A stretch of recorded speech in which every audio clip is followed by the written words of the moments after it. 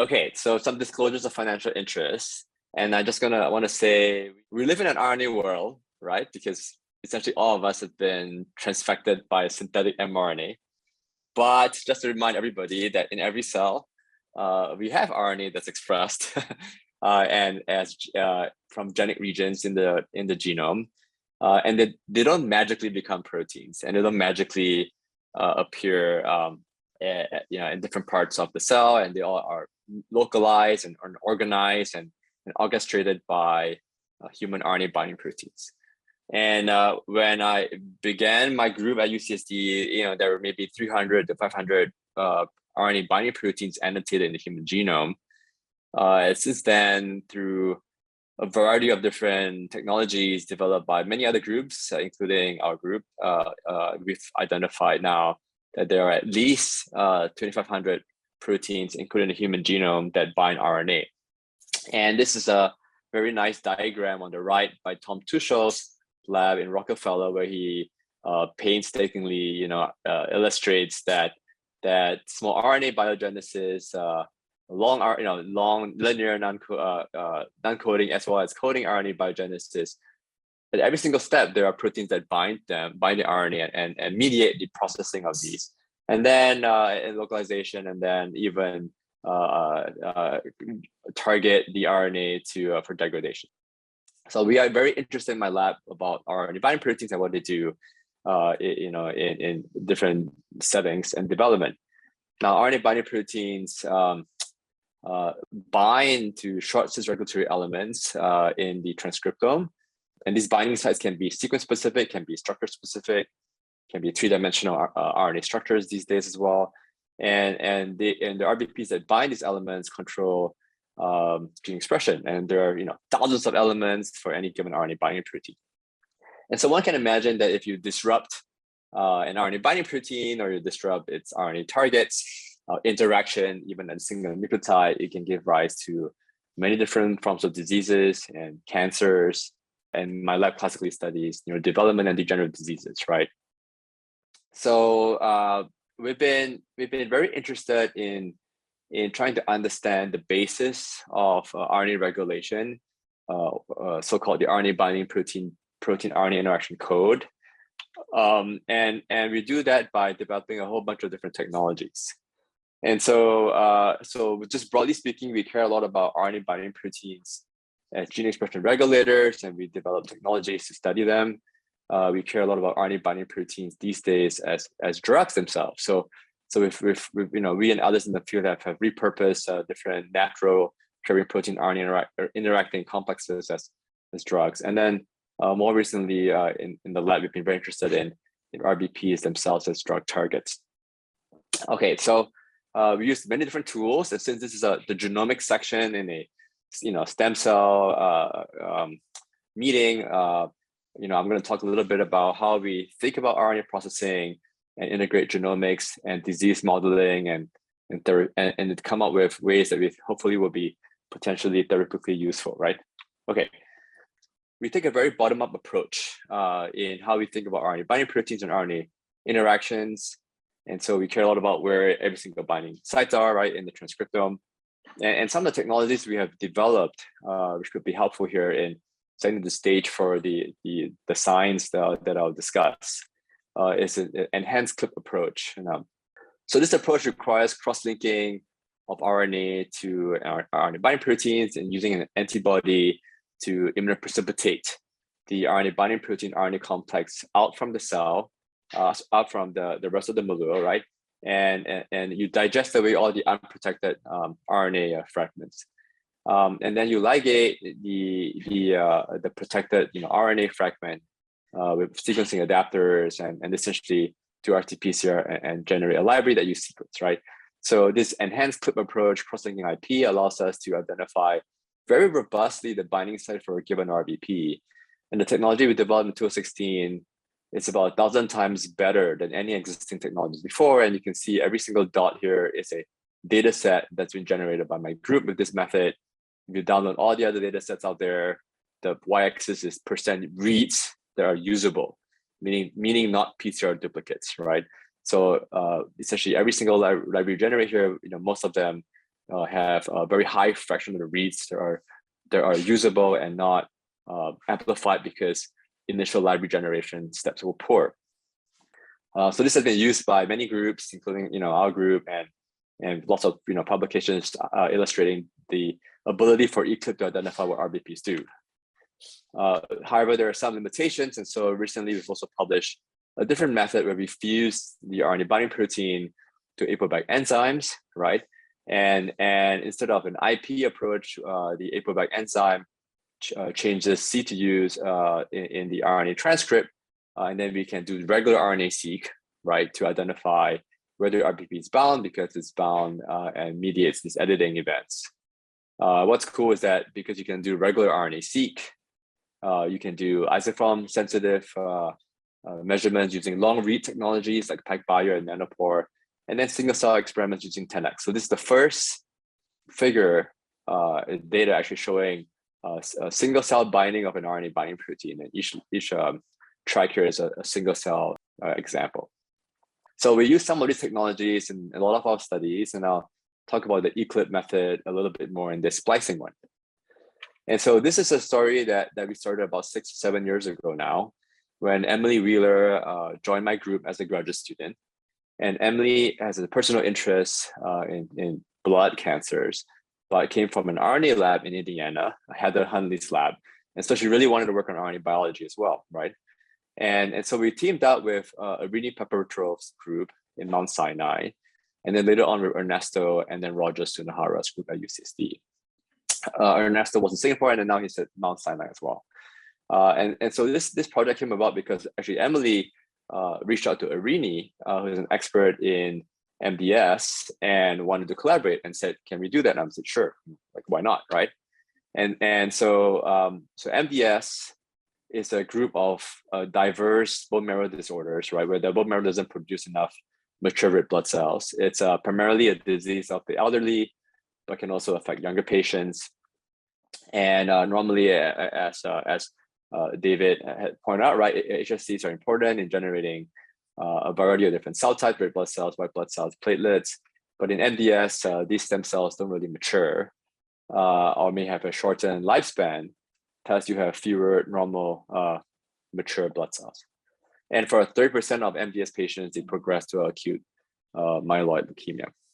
So in 2011, there was a landmark paper that was published that shook the MDS, but also the RNA world, right? Because this paper pointed out that a large fraction of MDS patients contain specific point mutations in splicing factors, right? And these are highly conserved point mutations in factors that bind the branch point in splicing, so SF3B1, binds things that bind exon sequences, SRSFs, and then 3' splice site sequences, U2Fs. These mutations are heterozygous and were also mutually exclusive, right? So they don't happen with each other, and so that suggests that there might be some downstream common target that lead to the phenotypic, molecular and phenotypic consequences, right? And so this paper published in 2011, and clearly, many groups in the interim published a lot in this following on this study, right? And the obvious things were done, right? You take mice, you overexpress the mutant splicing factors with the specific mutation and see what happens. Or you take K562 cells, you overexpress the splicing factor with the mutation, and then you see what happens. You take patient, RNA-seq samples, and you just look at RNA splicing, right? So many studies have been performed already, right? And yet there hasn't been, a convergence on why mechanistically there are different splicing mutations and what are the downstream events that actually cause the disease, right? And ultimately, can we actually use the information to generate therapeutic outcomes? And so with all these studies, as I mentioned, mice get very mild with any MDS phenotypes. Many studies looked at splicing events in the mice cells and tried to compare that to human. But I know from our own studies that I published in 2005, for example, that showed that only about 25% of alternate splicing events are conserved in human and mice. So let's look in human systems, right? Many models of leukemia express these mutant splicing factors at very non-physiological levels, and often cell lines don't express the same genes as HSC. So it's really unclear so far still if the splicing targets that people have identified with RNA-seq, are they even direct targets? Are they even bound differentially by these mutant splicing factors, right? And so Shaylee in Irini's lab did something really beautiful, right? She first took human IPS systems and made single point mutations with CRISPR-Cas9 in the generate heterozygous mutation. So SRSF2 point mutation, the P95L mutation, and then separate line U2F1 point mutations S34F, right? And then from our pushing her, we said, hey, we encourage you. We want to eventually look at binding site differences, right? Are the splicing factors to bind RNA? Are they binding different sequences, right? And to really do that in the right context, she then knocked in 3x flag tags in the mutant allele or the wild type allele, in the mutant background or the wild type background. And I think this is a really nice system because it keeps the copy number of the mutation carrying allele the same, right? And you can then IP and pull down these binding sites. In their assay, which they do all the time, and I don't really do this in my group, but they look at differentiations of these cell types, right? IPS systems, and then look at colony forming potential in methylcellulose assays. And they find that indeed you get when you do differentiations of these lines in many different replicates, you see a reduction in the mature colonies that form with the mutant lines, but not the wild type. So this assay, Irini's lab has published before, and I take a word for this. They seem to be quite confident that this is the assay that they use to score.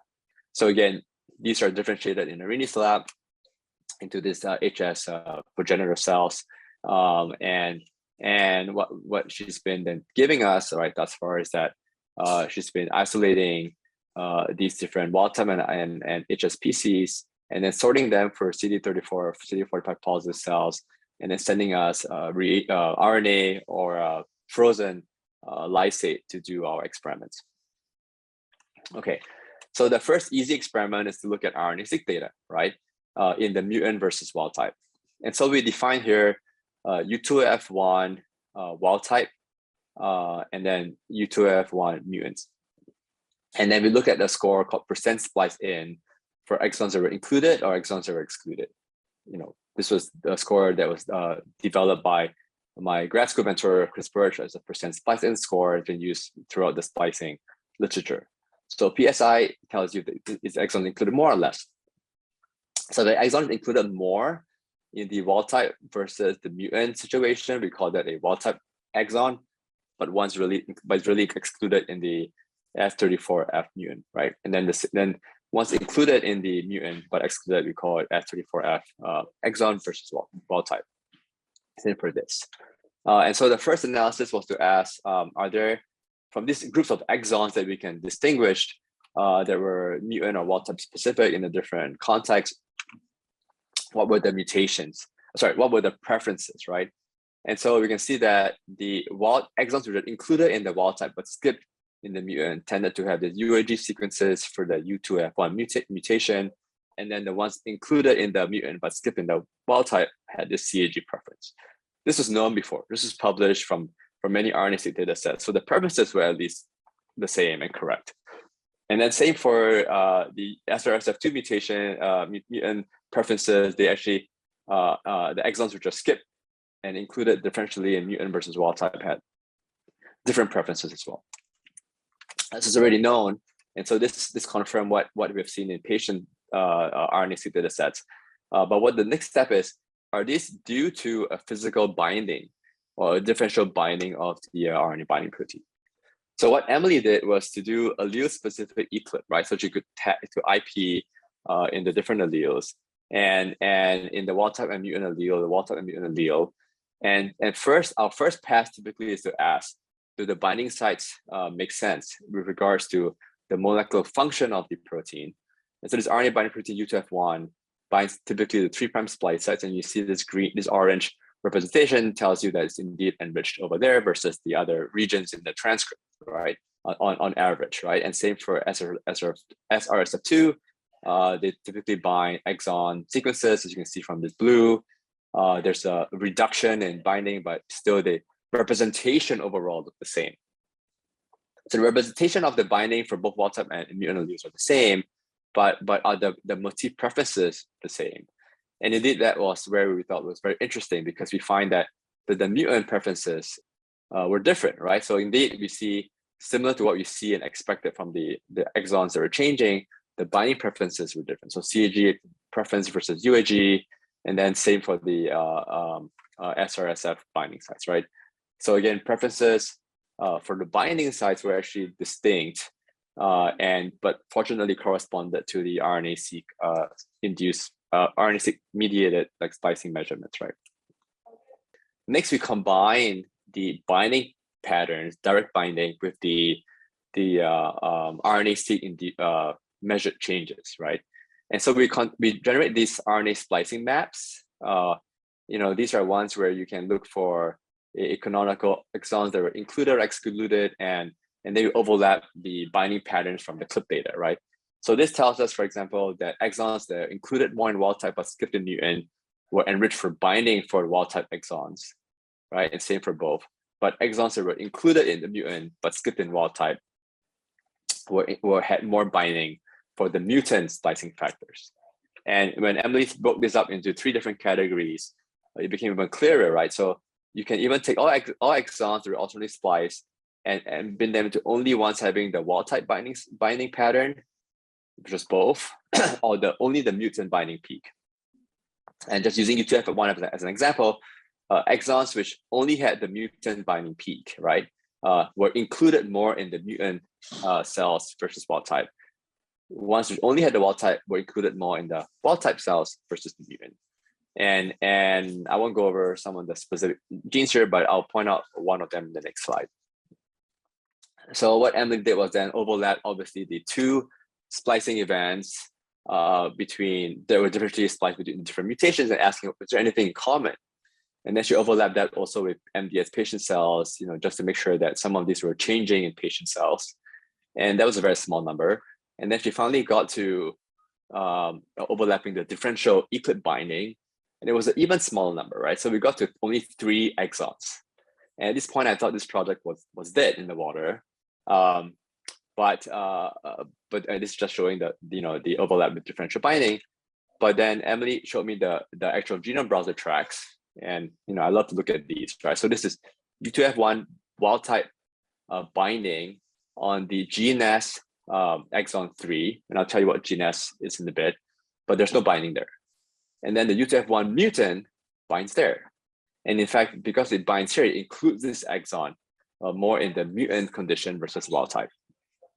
You can make the same argument for the SRSF2 binding sites, but just to show you that in this specific exon, which is the exon 3 of the GNAS gene, alpha stimulating, guanine nucleotide binding protein, right? You can see a higher inclusion of these exons in the mutant case from the IPS models, but also in MDS patient cells.